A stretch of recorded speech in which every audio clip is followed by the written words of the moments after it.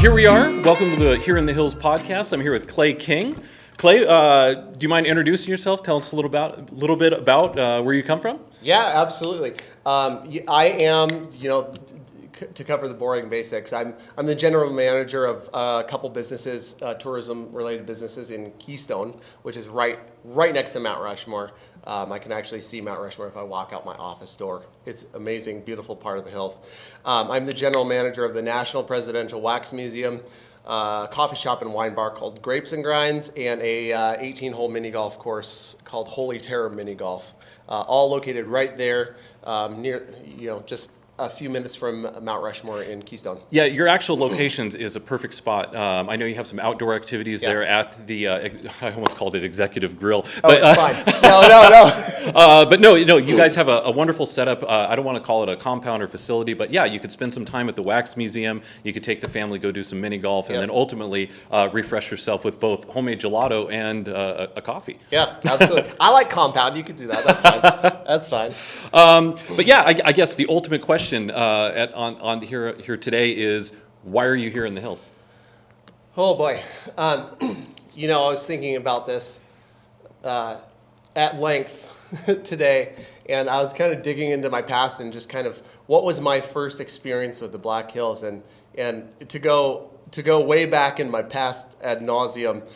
My family lived in California, and my dad was an architect and had a couple bad contracts go south on him. And he said, it's kind of like architecture. We're gonna make pizza, and we're not gonna do it here. We're gonna move somewhere I want to be. It's beautiful. And so they took a big long road train, Amtrak. Oh, okay. And then got off with a rental car and ended up in Custer, South Dakota.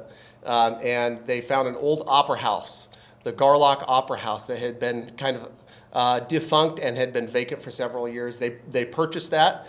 Amazing. And we turned that into a pizza restaurant where we'd throw slinging pies dough. Instead of yeah. And I remember we came out one time on a kind of a exploratory trip with my parents, and I was the chosen child. The chosen child. The chosen child to come out, and my brother and sister had gone with my dad previously. And I remember we came to the Black Hills, and we got to see Mount Rushmore. And I remember we spent most of the time with friends, but and you may not know this, but the one attraction that we chose to see, any guesses? Mount Rushmore? The National Presidential Wax Museum. I kid you not. And so I just remember as an 8-year-old kid coming and going through the Wax Museum and just being like, this is so weird, but I love it.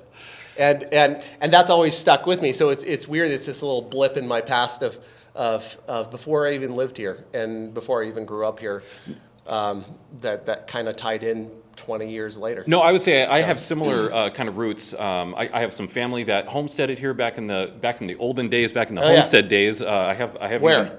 Webster, South Dakota. Oh, okay. It's kind of neat. I still have the homestead paperwork signed by Grover Cleveland. Awesome. But yeah, kind of these historical roots. I find myself on a road trip that kind of landed me here. And what I find so fascinating, not only about the roads in the Black Hills, but kind of the roads of life that kind of lead us here. And that's really what the topic of the day is talking about the National Presidential Wax Museum.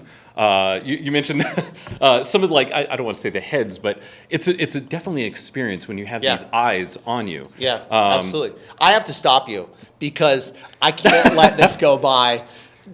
You said Grover Cleveland's name, and he's in our wax museum, and every time I'm putting back to the heads back together, he's the one that I have trouble getting on every single time. I always have trouble getting him put together, but it's funny how there's all this presidential history connected and tied to the Black Hills and to South Dakota. So, absolutely. Well, sorry. I think really what we want to talk about today is maybe a little bit of history of the Wax Museum, how maybe some of the processes behind the scenes, maybe some visitor stories, and ultimately, though, leading to the Black Hills experience, how you experience your business, and then what comes next for the guest, and really to share the things that not only we find enjoyable and the things that we enjoy, and even the reasons why we call this place home is really the goal, to share that outwards. We want people to visit you, we want people to experience the hills, but kind of everything starts here. Yeah. All right. Since we're talking about the Presidential Wax Museum, do you mind telling us a little bit about it, maybe in its current form?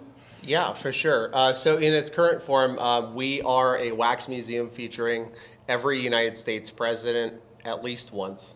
We've got several of them that we have two different iterations of. And I think you have some of those here today. I do actually, yeah, absolutely.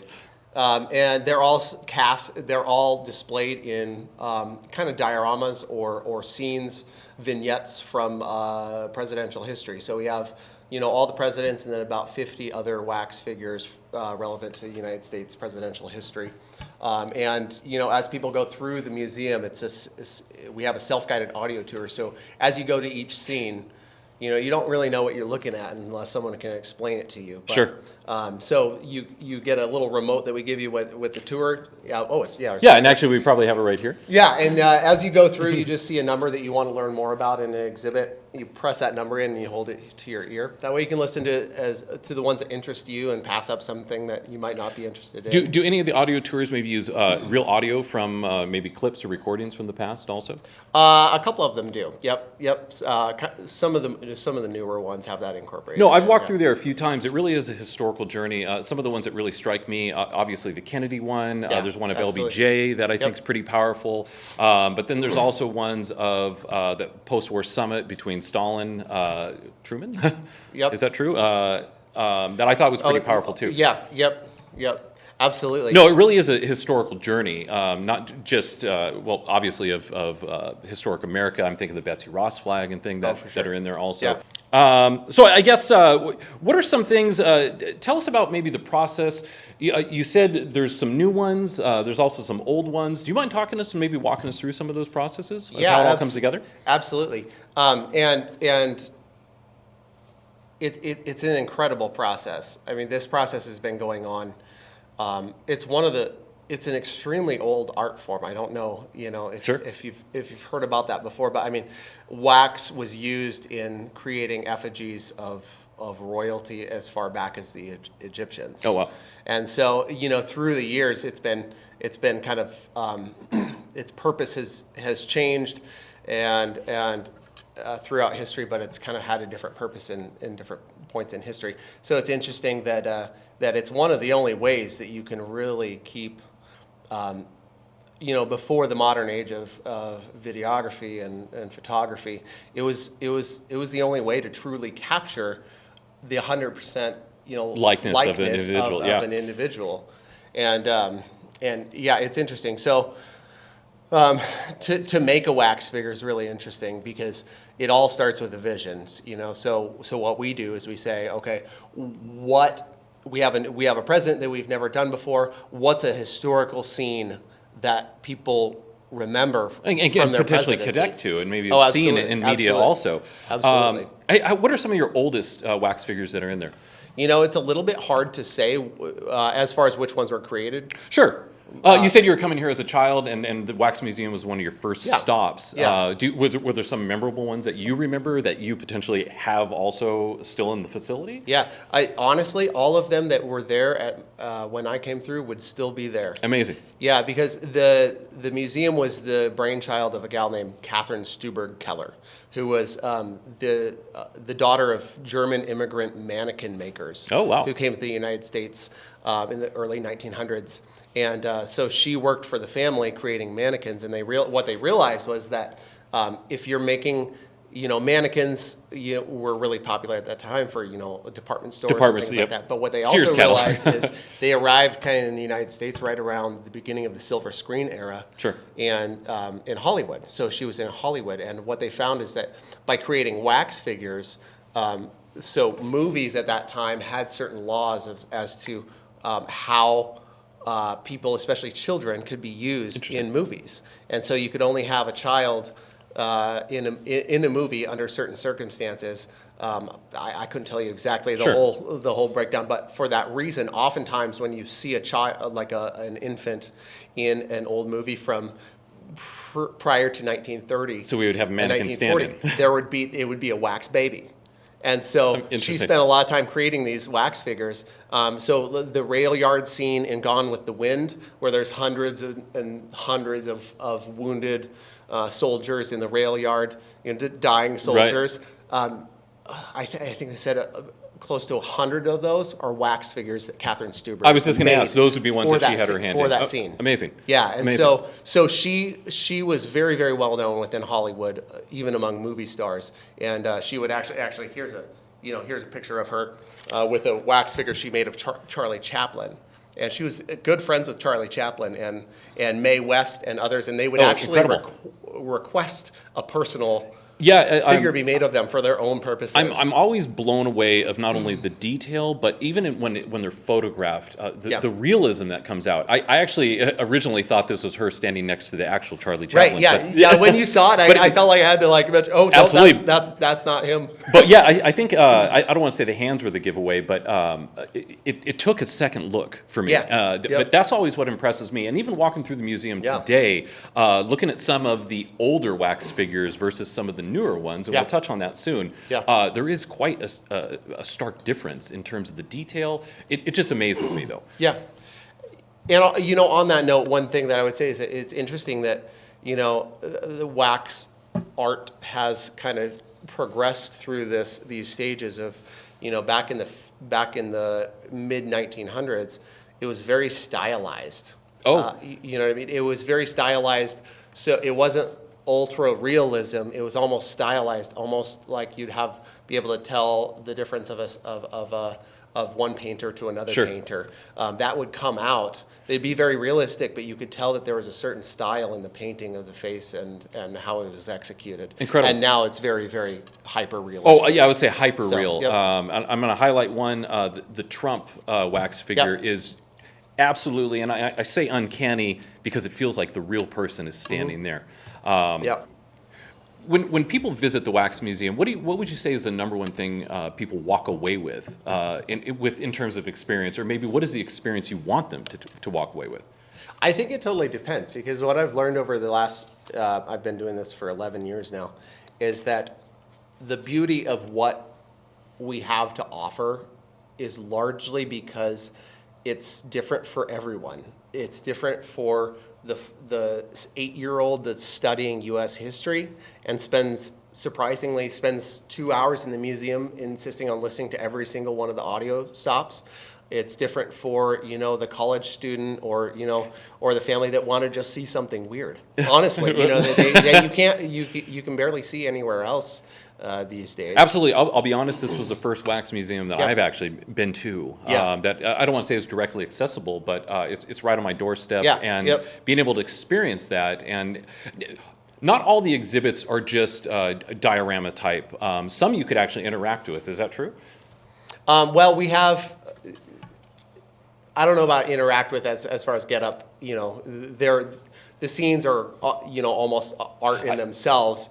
And were made by some of Catherine's friends who were Hollywood set designers. I guess what I'm thinking of is the presidential podium. Yeah. So there's some opportunities to actually put yourself in that scene. And that's one of my favorite. That's one of my favorite things that we've done there is about probably around 2016, 2017, we decided it would be fun to have something interactive where you could put yourself in a scene that's Absolutely. just iconic of presidential history. And we decided the White House press briefing room that everybody's seen with that iconic lectern, and the blue background with the columns, and so that was really fun. It's a perfect photo opportunity. Oh, too. Absolutely, yeah. And so that was just really fun to make because we did it all in house. I went. Amazing! I was finding the glass panels how wide should these glass panels, that the light shines up in the background. How big do those need to be based upon because you can't just Google White House press briefing room.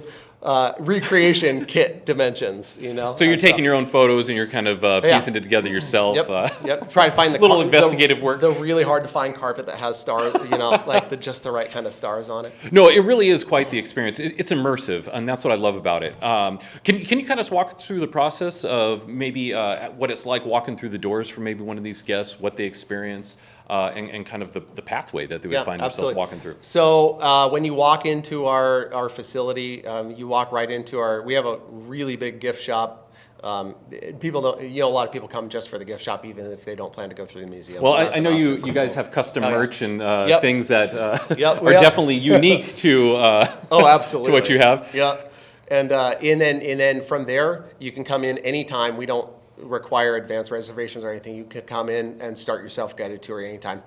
First thing that you'll see is that White House press briefing room where you can get up, and we've got some iPads with different speeches from different presidents. Oh, amazing. So you can pick one and give a speech, and it actually kicks it out on a closed circuit TV that makes it look like you're on the news. Oh, super. From there, we've got an 8-minute video that guests can watch that we've put together that shows a little bit of a history of the museum, and then also probably the most interesting thing is just we put together part of that video showing how we make the wax figures, and how the artists 10 people take about 4 months to create one figure. Yeah, I know you have some with you today, which Yeah. I would love to talk about a little bit. But yeah, once you walk in, you have the opportunity for your photos, to Yep. do a video, Yep. and then you're pretty much transforming your move through history, American history. Is that can you talk about that a little bit? Yeah, more? so you start, and then you kind of go through history, mostly chronologically, from the founding of the nation with, we've got George Washington, and then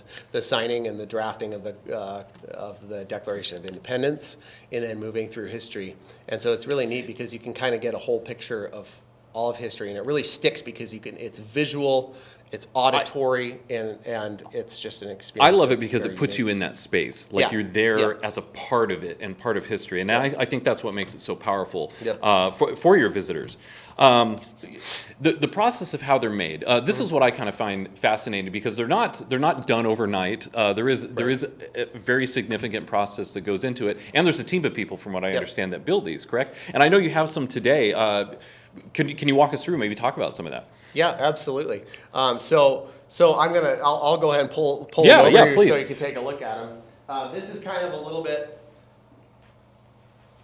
the difference between some of the different varying levels of artistry. Sure. This is actually I'm going to put him over Yeah, here. please. I was gonna say, Exorcist. Yep. We have them Yeah. kind of turning around. So this is a Ronald Reagan. Only the heads and hands. Hey, Greg. Oh, hey. Only the heads and hands are wax.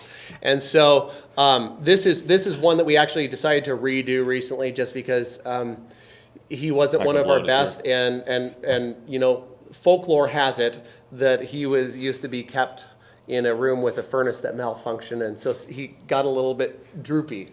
And so we decided we wanted to remake him. So the process really starts with deciding what face you want them to have. The scene that you've chosen to portray them in. So I get a photo that I say, this is the perfect photo and facial expression. I send that to the artist that I work with, the lead artist. His name's Jethro Crabb. He's over in the UK. And then he, from that, gathers hundreds and hundreds of reference photos from every angle and takes measurements with calipers and all that. Amazing. Then what he will do is he actually is an incredible artist, use clay to sculpt the head freehand. And then once that clay head is created, we'll actually cover that whole thing with kind of almost like a silicone. It's called alginate. It's this big goopy substance that hardens on there. And then over that, they'll put fiberglass. And then once that big shell has been created, they'll actually cut it in half and pull it apart. Amazing. And so then you have a mold, and then that gets put back together, filled with wax, and then until that hardens, and then you pull that apart and you have a wax head. From that point, what's left is it's passed off to someone else who then inserts 40 to 50,000 pieces of individual hair that have to be inserted manually. Individually, yeah. Individually. So they take a little hot needle, and then they take one piece of hair at a time and press it in, and it's all long. So then they look really, really goofy. So we'd have Reagan with some long, yeah, or take locks, your favorite president and imagine him with shoulder length hair. Beautiful. And that gets cut back down. But that process alone takes that person 1 month typically of doing nothing all day, but Well, putting hair just in. up close, and what I'm really impressed with is some of the detail work, even in the face. Obviously, you could see some of the veins and things like Yeah. that, things that would lie under the skin or maybe some blemishes within. I'm blown away just being so up close to this. And this is an older one, too, which I find absolutely impressive. And you said he melted a little bit. Is that correct? That is the folklore that I've been told from before my time. But you do have another one, and this one underwent some Botox treatment to Yeah. maybe get a little bit more lift. Yeah, Okay. yeah. No, this is actually our most recent commission that Jethro has done. Sure. And you can tell. Do you mind if I move this one off the table? Oh, absolutely. Please do. And you can tell that really the style of how it's gone about is totally different. I mean, this thing is just absolutely incredible. I don't want to say night and day, but even being closer to this one and seeing it, oh man, even the detail in the skin from a little bit of crow's feet to the wrinkles within the nose, incredible to look at. Yeah, and that's the painting that goes. That's how you really get a good one. Is both the sculptor can make the face exactly as it should be, but also that's handed off to someone else whose job is to paint the face, and that's really where the details come in. It's just there's many layers. Even the veins are the blue put in and then covered over with another color, so that it just looks kind of translucent in just the right amount. The way that you get a wax figure that's this good is you send it off to a team of people where each person is responsible, is a professional in only one step in the process. Incredible. And that's how you get this level of realism for a wax figure. Now you're also a hairstylist too when you have to assemble these back together. Yes, it's the part definitely a part of my job that's really odd is since they're only heads and hands are wax and we're a seasonal business. All of the heads and hands get disassembled from the bodies every fall after we close up shop. And then put into cold storage. Exactly. It's very Futurama. Okay, so we're talking about the process of building some of these. You also have another cast, is that correct? Of another famous president that I think we'll all recognize.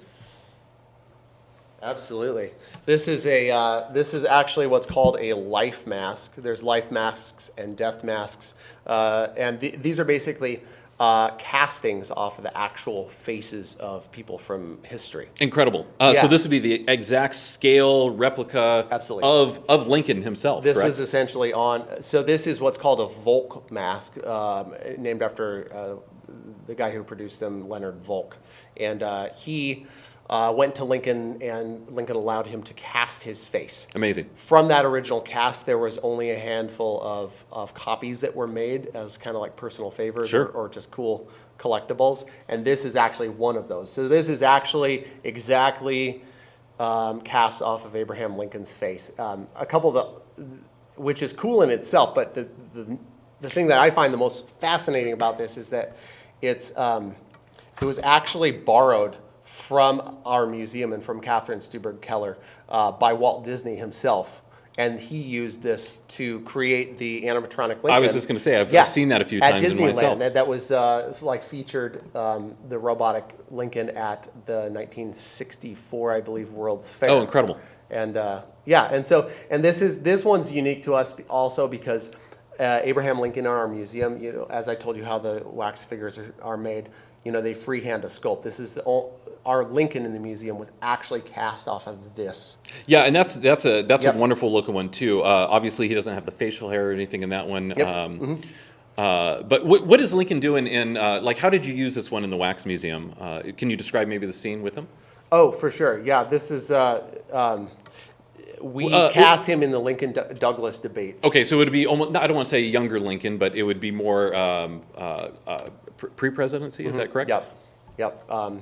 As a senator, I believe it was. And so you go in and this face that you see here is the actual face of the wax figure that we have up there. And in that case, he's unique because he's exactly as Lincoln would have been. I was going to say tall. At that time. Yes, absolutely. I have to get up on a stool, right? To get his head on, without dropping it. And so, but yeah, it definitely is a special piece. We have a whole bunch of, we have Napoleon and, Oh, wow. and Washington and a number of other life and death masks that you can see at the museum as well. Incredible. It's fun hearing about some of the history, and I'll even connect it to some of the Disney. I don't want to say animatronics, but I know when we had the National Museum of Wood Carving, Oh, yeah. there was also elements of that crossed over into, Oh, yeah, into absolutely. Disney, Walt Disney. So it's amazing to see the connection, not only to presidential, but I want to say pop culture and the things we grew up with, Disney products, and Yeah. also gosh, what am I looking for? I'm looking for the right word. The memorabilia and the Disney The connection. nostalgia, yeah. Nostalgia, Yeah. if you will. Yeah. Yeah. Incredible. So what's it like being alone there at night? Oh my word!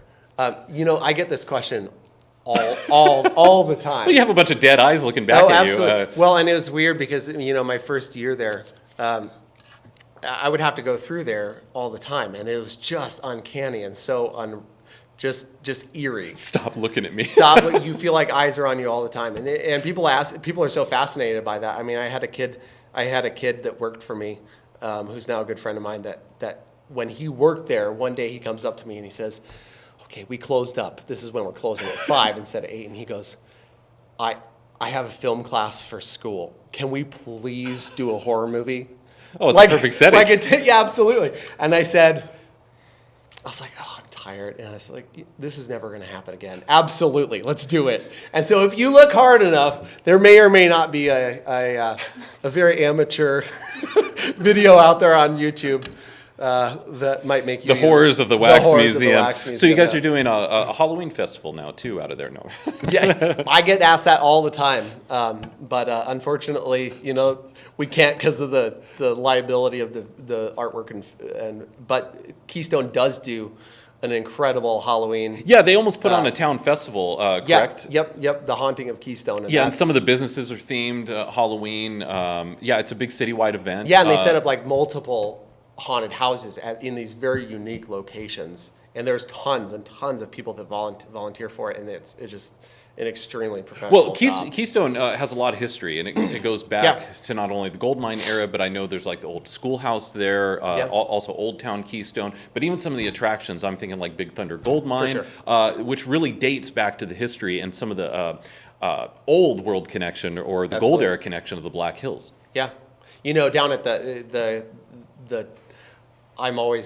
I love to go down to the Keystone Schoolhouse Museum. Yeah.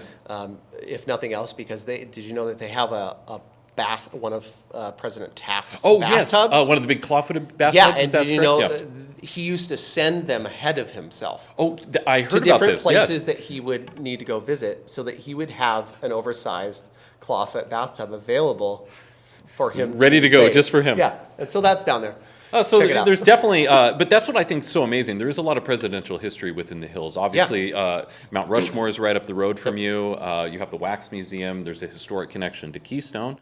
So Clay, thank you for showing and actually bringing in some of the actual physical pieces that you would absolutely. experience there at the Wax Museum. But you mentioned some of the other businesses that you could visit from there. Yeah. But also maybe the Wax Museum is a leaping off point. Do you mind talking about some of the other things, the businesses, I almost called it Executive Grill again, Right. but Grapes and Grinds? Yeah. So right on our property, right across the parking lot, we have Grapes and Grinds, which is a coffee shop I manage, a coffee shop and wine bar, and it's really kind of like a little oasis of for people that want to kind of have a little bit of downtime. I mean, your Absolutely. vacation is just crazy, and sometimes you just need to take a beat. And so over there we have like giant yard games. We've got a playground for kids. We've got fire pits. We've got outdoor foosball. And Do you still have the giant chess game out there? We have 2 sets of giant chess. You can do free wine tasting any time of the day. We do coffee and gelato, live music. I was going to say, in the summer you do live music too, and Yep. that's something that, Yeah. How often does that get put on? every 3 days, Monday, Wednesdays, and Friday evenings. Yeah, 6:30. I would say just Yep. being in the business of tourism, I'm always impressed of how we treat our guests. Yeah. I know we get a lot of feedback. People leave here with, man, I've left with such a great feeling. The people are great, the food is great, the things to see are great. Do you have any recommendations for our guests as they leave your business and kind of venture off into the hills? Yeah. What would you recommend? Maybe the ideal day or some of the things that you find enjoyable.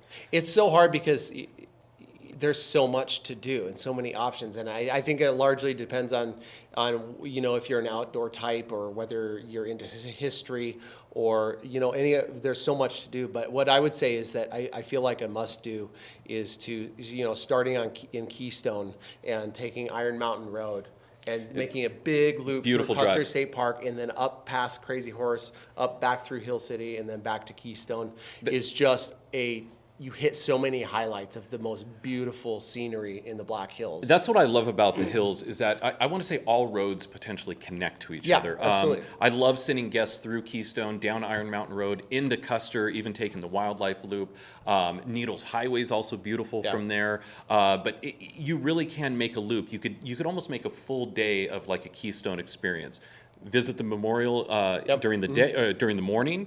Visit maybe some of the local businesses in the afternoon for lunch, and then once again wrap your day up with a beautiful scenic drive where you would have the sunsets and these massively long views of the hills. Where it always blows me away when I play tourists in the summer. You're awestruck once again, and for me, I feel very blessed to actually call this place home, and to share this with so many. Yeah.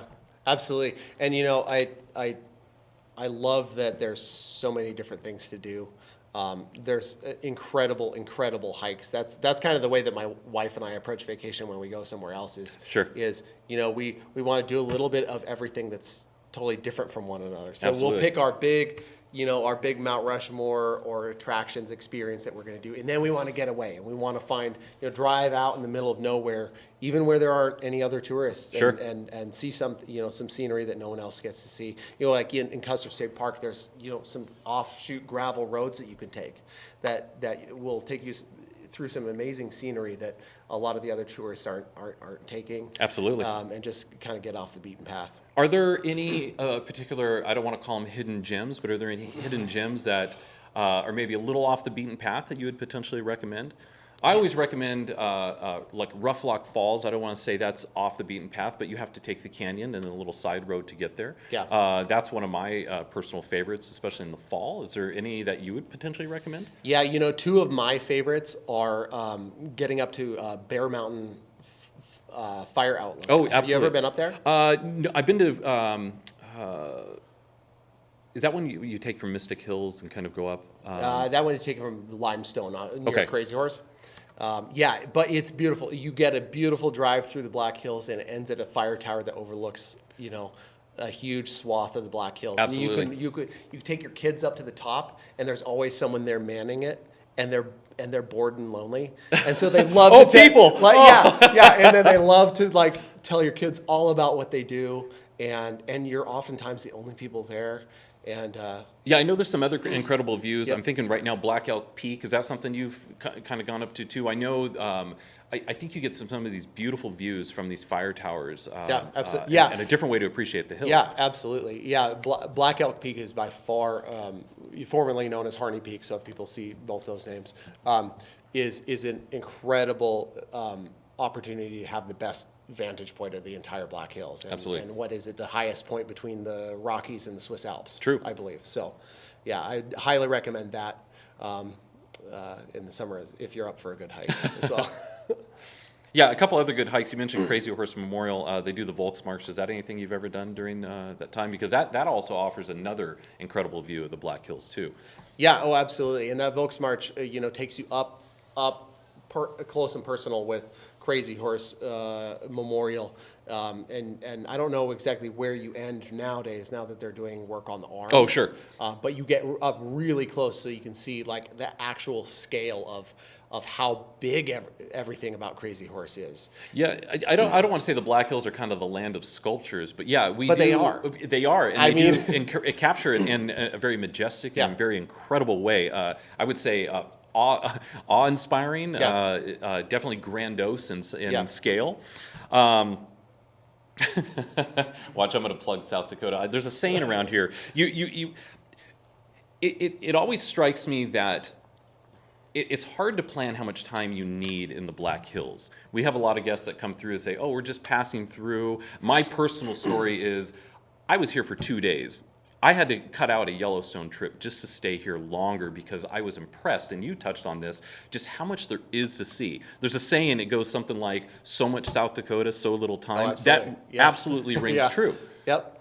Yeah, and you know, that's one of the things I love about what we do is that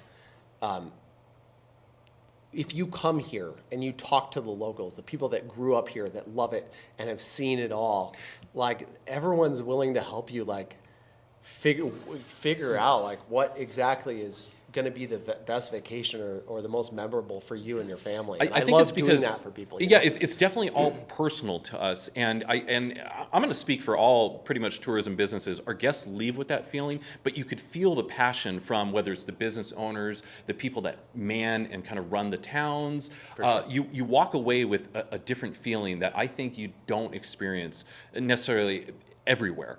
Yeah. And that's what I think makes us so unique. And I'm gonna go out on a limb and say real, authentic, and you're dealing with the real people that built the businesses, that helped build the Black Hills, and really, it's a beautiful thing to share. And like I mentioned, to call home for us.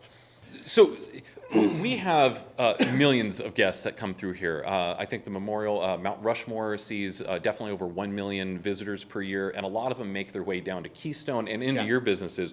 Yeah, has there been anything like super memorable, super unique, or has there just been maybe a weird question that's come up through the years? So many. But the first one that comes to mind is because this happened in the same day, is 2 in one day. Oh boy. And this was, I'm over at our coffee shop, and you know, like, it gets so busy over there. So I go over there every morning. Sure. And I'm slinging espresso as fast as I can. This is during COVID. Oh. Right? And so I'm making espresso, and I turn around and I have to make a bagel, and I get the bagel all ready and cream cheese in there, and I give it out over the counter to a man with a mask, and I'm like, that he just seems familiar.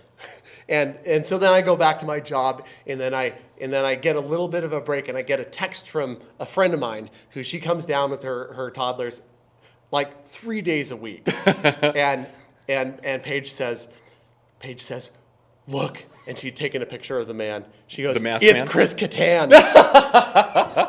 And I'm like, incredible. No way. Chris Kattan. The Chris Kattan from Saturday Night Live and Night at the Roxbury. And I said, you're right. It is. We can't tell. I was like, but I can't tell this story unless I know. So later when I reconciled you gave him a head cards, bob, right? Yeah, right. No, I looked at the credit card receipts, and sure enough, that's his real name that pops up in a credit card. Some people put their first dollar on the wall. You put Chris Kattan's receipt I did. on the wall. I have it. And here's the crazy kicker. Maybe I should have led with this. Because Kattan's the good part. But later that day, I walk over to the Wax Museum, and I walk in, and my staff's like, look what's happening. I'm like, what are you talking about? And I look around. There's a man who had come in dressed 100% as Abraham Lincoln. He's an Abraham Lincoln, like, what do you call him? The guy that goes... the reenactors? Reenactor. Yes. And he's on... He didn't contact us. He's on his vacation and thought it'd be fun to come into a wax museum. To walk into a wax museum as Abraham Lincoln. Did he stand there stoic-like too? And they're like, oh boy, it came to life. Yeah. I mean, he should have. He may have. I don't know. But I just remember he was up behind the presidential lectern in the press briefing room, and I've got a picture. I'll have to share it. This is uncanny. They do come to life at night. Yeah, and I was just like, that whole day, what is next?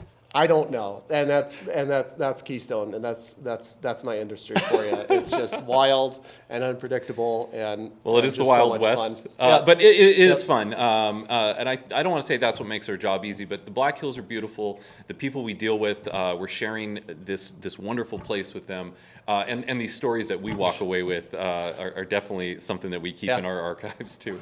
So there's a lot of mystery and there's a lot of history that comes out, obviously, out of the hills. Is there one Black Hills myth that you potentially find intriguing to yourself? Intriguing. I think there. I'm going to hit you with two real fast. Oh, please. And the first one is I just remember growing up as a kid, and people would always ask me where General Custer's grave is. Oh, sure. And we'd have to kindly and gently say, unfortunately, you've got to drive to get to Montana. And and the other one that I hear a lot is just for many years, people saying, oh, Crazy Horse will never be finished. And I believe that for a lot of years. But seeing where it has gone in the last, even in the last 10 years since I've been back in this area, it's so fast and it's so incredible how technology has changed, and it just gets more amazing every year. Oh yeah, the precision, the detail work that goes into it absolutely blows me away. But I'm curious. Have you ever spotted a jackalope? Yeah, alive. Alive. Absolutely, I have. Oh. Yeah, there's like 6 that live in my backyard. Amazing. Yeah. Amazing. Yep. You could also ride one here in the hills, I think, too. Absolutely. Yeah. Maybe out a little bit further. We'll let the people investigate that one. But yeah, it's funny hearing some of the lore that comes out of here, both out of the history and then ultimately, I think, pop culture. We have some very large figures also here in the hills. Some other sculptures, too. I'm thinking Smokey Bear. There's a large one in Hill City. Yeah. But then also the town of Keystone has a very large one, too. Oh, Bigfoot. Bigfoot. Yeah, we've got a huge, I think he's the world's biggest Bigfoot. Yeah, the biggest Bigfoot. Yeah, and that's done by Dolls Chainsaw Arts, who does wood sculptures. Yeah. So it's amazing to see just how we bring our history alive here in the hills, and then to be able to work so closely with it. Yeah, it sure is a treat. Thank you for bringing some of this in. Clay, is there any? Would you like to tell our listeners or our guests potentially how to find you, some of the businesses you run? Yeah, absolutely. We are located right, if you're coming down from Mount Rushmore, we're the first place on your left that you'll see, a big grassy open area. That's where the National Presidential Wax Museum, Grapes and Grinds Coffee Shop and Wine Bar, and Holy Terror Mini Golf are located. And so it's a great jumping off point for a day in the hills. You can find us online. If you Google it, it's instead of giving you a bunch of URLs, Google any one of those 3, and we're online. We're on Facebook and Instagram. Follow us for some funny and weird and quirky happenings at the Wax Museum. Once again, Clay, thank you for coming out. This is our very first episode. I was super excited to talk to you about these things. Thank you so much for bringing in some actual real pieces that you can experience. Would you mind telling our listeners why we want them here in the hills? We want you here in the hills because we want to meet you and share everything that we find so amazing and amazing enough that we want to call it home.